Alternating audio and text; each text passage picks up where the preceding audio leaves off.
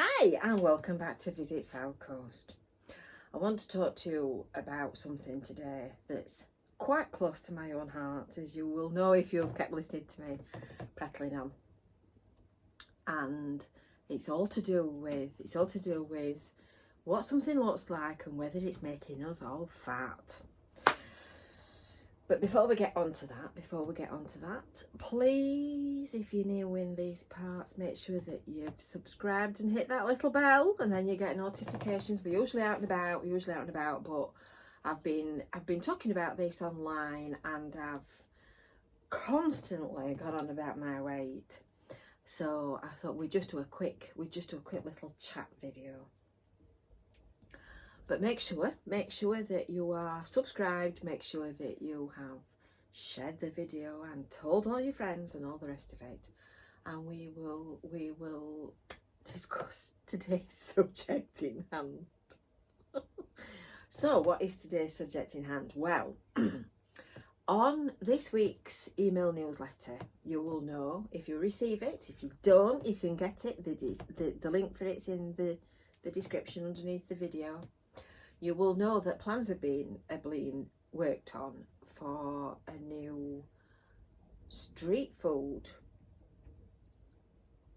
facility at Blackpool South Shore, and it's on an empty piece of land in between the Velvet Coaster and the crazy golf course at the Pleasure Beach.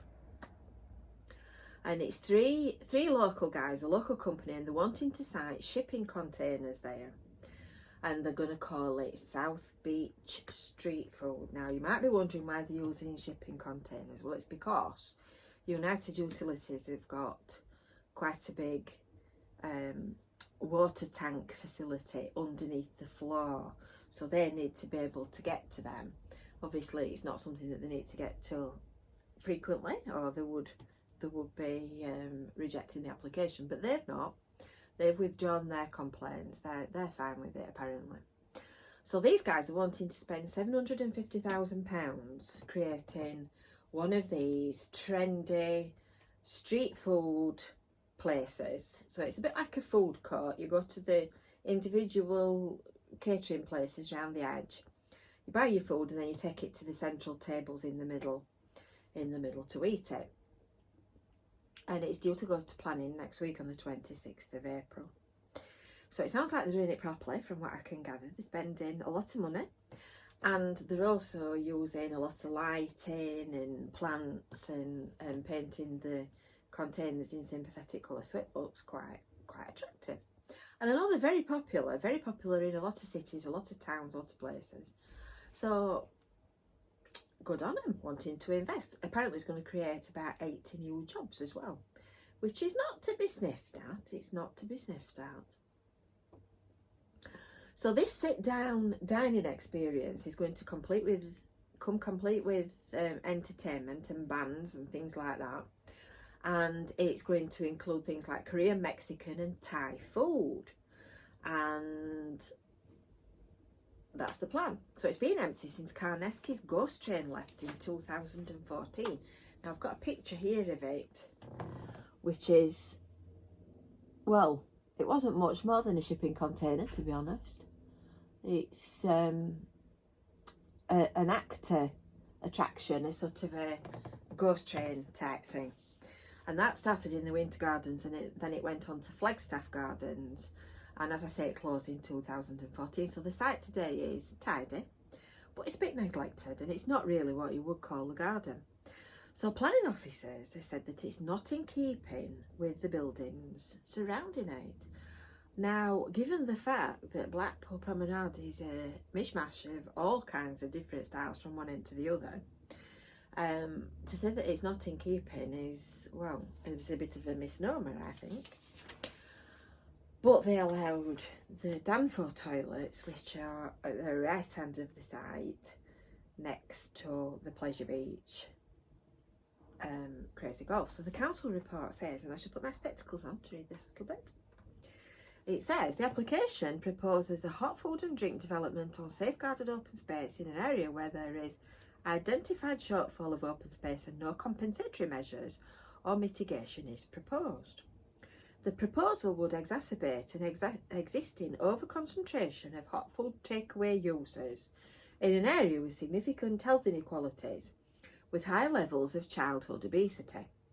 The siting of stacked shipping containers on open space is poor quality design and inappropriate in such a prominent location on the promenade. The scheme would have a detrimental impact on the character, setting and views of the Grade 2 listed casino and White Tower. So as I read that, I thought, Pleasure Beach have complained. So widely reported in the press, it goes on to add the article, the Pleasure Beach has objected, saying the area is already saturated with takeaways and warning that the scheme would damage existing businesses. So anyway, it's obviously a toe in and a throw in, and is it going to look right, and is another food business going to be a problem to our business? So that's kind of by the by. But the thing that I really wanted to talk about was the subject of eat out food, not necessarily takeaway food, but eat out food in general, because as you will know, my waistline, I haven't got a pencil with me. I haven't got a pencil with me at the moment to show you, but I've always been as thin as a lat, up to being about 40, when of course ladies of a certain age start to accumulate calories around their waistline. So I'm really trying. I don't want to compromise my arteries. I don't want to take my arteries for granted, because that is a road to disaster. And I'm really trying not to eat unhealthily, because I don't want to get any fatter than I am, because losing weight when you get to my age is nigh on impossible. So the thing that I'm finding quite challenging, and this is the plea to all you food producers, all you cafes, takeaways, restaurants, bars, all the rest of it. Please, please, please, can we have some smaller portions and food that is better for you, so that we can eat out and we don't have to feel extremely guilty. So as you'll know, I do food reviews, and I do Fish and Chip Friday and all that kind of thing. I'm not averse to a treat every now and again. But when I want to go out, you see, perhaps on quite a regular basis as I'm getting older, it's difficult finding something that's not stacked full of calories. Most places will say, oh, well, we've got a salad. But I don't want to eat a salad every time I go out. So, you know, come on, let's be feeding us people that want to eat out on something that's a bit less calorific. What do you think? I've had this conversation before, and people said, well, you've got a choice. You can do this and you can do that and you can do the other. But we're all tired. We're all hungry. We all go out. We all work. We've all got busy lives. And there are so many businesses that are providing food for so many people.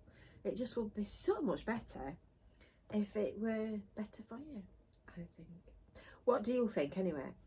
When I get to Blackpool, which hopefully will be very, very soon, when I get to Blackpool, I'm going to be roaming round all these different places. So I might even get to Flagstaff Gardens to show you what it is that they're going to do. And until then, let me know whether you think eating out is bad for your health, and if you've got any bright ideas. And until next time, we will see you soon. So bye for now. Watch those calories. Don't forget, make sure that you've subscribed and you've done all that signing up stuff. And we will see you next time. See you later.